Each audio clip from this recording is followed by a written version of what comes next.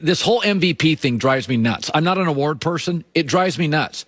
It's called most valuable players, not best stats. It's not best record. Kansas City could go 500 with Patrick Mahomes gone. They would not win big with Patrick Mahomes, but they would win. Green Bay's not winning without Aaron Rodgers. They're not winning games. We've seen what's happened the last 10 years when he gets hurt. They can't win games. So Aaron's the MVP. He's earned it. He's taken to the new coaching staff. And, they had a good weekend. It's a good weekend to be a Packer fan or a Packer executive. You looked very smart. The running back, Jordan Love, the free agents. Aaron's only 21-6 against the cap this year. They signed him early to an extension. Now he's now next year I think it's mid-30s. But by the way, for Aaron Rodgers, mid-30s, you can totally live with that. I watched the Seahawks yesterday. And when Russell Wilson signed that contract, there was like, ugh. I'm like, time out. There were 2 drives all day in Seattle. End of the first half, end of the game. 2 drives the whole game that were impressive. Both engineered by one guy in the entire stadium, Russell Wilson. He's worth every penny of his contract. Joey Taylor with the news. No. Turn on the news. This is the Herd Line News. If the guy can win the game for you, then that contract isn't, I mean, you should be really excited to give him all that money. The defense in the Rams Seahawks, the defense dominated the game. One guy kind of just made it happen twice. In 4 hours, you got 2 decent drives, and it was basically Russell running around, making crap up and making great. He had a fade pattern in the end zone. It's like, that's why you pay 35. I don't want to pay people $35 million, but it's like, that's why you do it right there. I mean, ask some of these teams who don't have a quarterback if they'd like to pay them Aaron Rodgers or Russell Wilson $35 million. You know they'd what? Love to. Good transportation. If you're paying $1,000 a month for your car, but it's great transportation, you live in bad weather, it's cheap. Like you can't put a price on transportation in a city with bad weather. You cannot put a price on a quarterback that can take a bad O-line and win a division. There is no price in the NFL on it. So Alvin Kamara tied an NFL record, scoring 6 touchdowns in the Saints' 52-33 win over the Vikings on Christmas Day. He is the 4th player in history to score 6 touchdowns in a game. It hadn't been done since 1965. He also finished with 155 rushing yards, which is his season high, and the win clinched the NFC South for the Saints for the 4th straight season. Obviously, the Vikings defense is very depleted due to injury and did not play well. This was fun to watch, though. It was really impressive. And he had these really cool Christmas cleats on, which you can see in the video here. Very, very impressive performance by the Saints in a game that locked up the NFC South for them. I like the Saints before the season. I like the way that they're going into the playoffs. I do. Listen, so now I got Taysom Hill for 12 to 15 plays. Kamara's healthy. Michael Thomas will. Drew Brees is healthy. And I think their defense is better than Tampa's, Green Bay's, and even though nobody wants to admit it, probably Seattle's. New Orleans, honestly, should be favored to get into the Super Bowl. They should. I think that just Aaron Rodgers playing the way that he is, is giving the nod to the Packers right now. And they would have to go to Lambeau. Well, yes, that's the other big question is how is Drew Brees going to play outside the dome in some place like Lambeau? Like that really is the question. But you have Taysom Hill. You can get creative. Sean Payton is very creative with their offense. And listen, Vikings defense is not great, so cut 3 of those touchdowns off for Alvin Kamara. If he's running like that, that's going to be a rough day for anybody. Right. The Saints can get the number 1 seed in the NFC with a win against the Panthers, combined with a loss by the Packers. They play the Bears. And they play the Bears. And the Bears win and they're in. So you're going to get that's a really interesting. We know Green Bay's better, but off a Sunday night big win, Bears fighting for their playoff lives. What's the line on that game? What is the Fox Bet line on the Bears and the Packers? That is interesting to me. I'm going to guess. Is the game in Lambeau? I would say, oh boy, that's a tough one. I'd say, I don't know if it's up yet. I would say Green Bay favored by 3.5. And there's obviously the Seahawks have to win as well.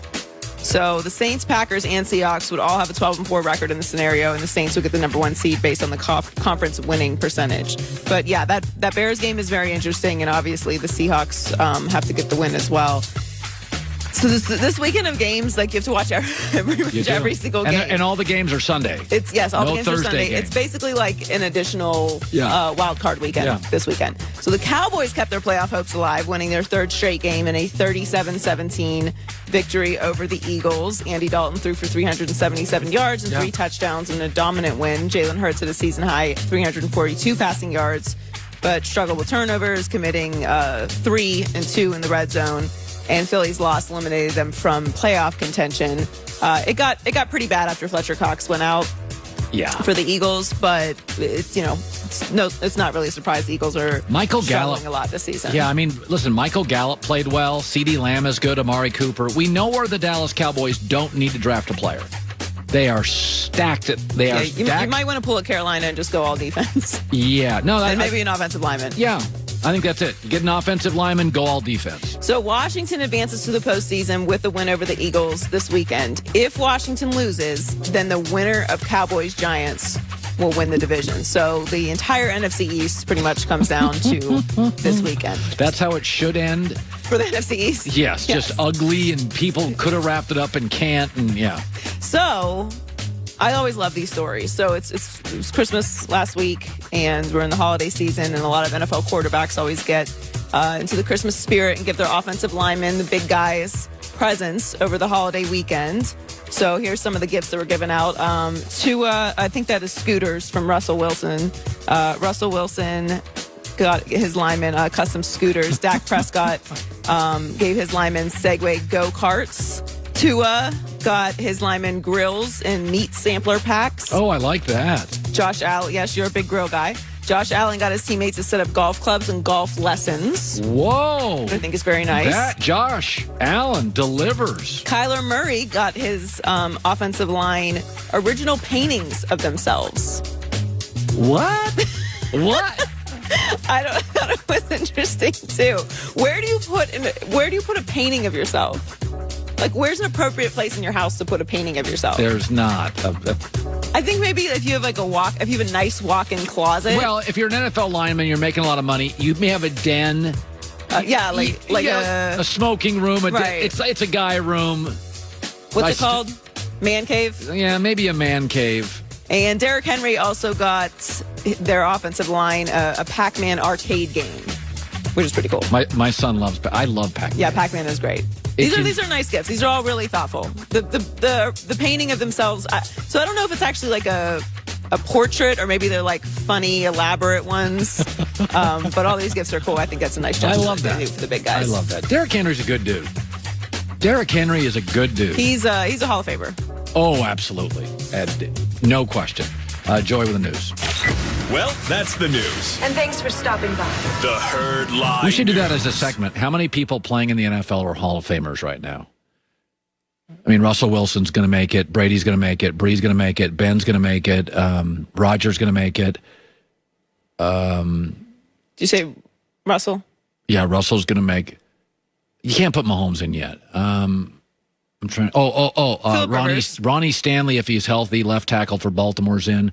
J.J. Watt. You guys don't like Ronnie Stanley? I think he's amazing. He's a top 10 left tackle all time. Andrew Whitworth's going to get a lot of votes. Yeah. He's going to get a lot of votes. Oh, Aaron Donald, already in. J.J. Watt will get in. J.J. Watt gets into the Hall of Fame. Adrian Peterson gets into the Hall of Fame. Let me try to think of something else here. Larry Fitzgerald. Julio Jones gets in. Larry Fitzgerald's going to be the commissioner in 5 years. Travis Kelce gets into the Hall of Fame. Gronk. Gronk gets into the Hall of Fame. What have we done, about 15 or 20? That's about 20. I'd have to look at Bobby Wagner's stats. I think he's really close. I think Bobby Wagner's really close. Does he need another year? Sometimes it's just, instead of 5 good years, it's 7. Bobby Wagner's going to get in. Also, Pouncey, the center,